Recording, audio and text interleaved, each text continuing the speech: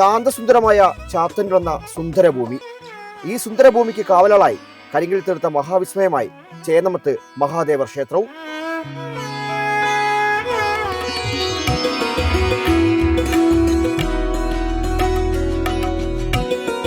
ഇവിടെ എത്തിയാൽ പഴങ്കഥകളിൽ കേട്ട ക്ഷേത്രസങ്കല്പം കൺമുന്നിൽ തെളിയും.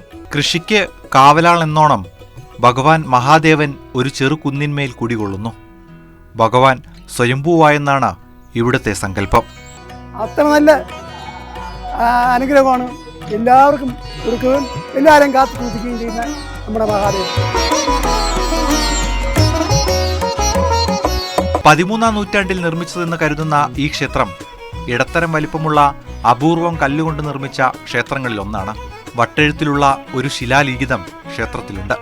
കേരള സംസ്ഥാന പുരാവസ്തു വകുപ്പ് സംരക്ഷിത സ്മാരകമായി പ്രഖ്യാപിച്ചിട്ടുണ്ട്.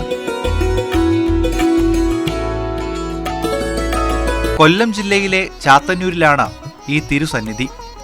ക്ഷേത്രം വലം വയ്ക്കുമ്പോൾ പ്രകൃതിയുടെ മനോഹാരിതയും ശാന്തതയും നേരിട്ട് അനുഭവിച്ചറിയാം.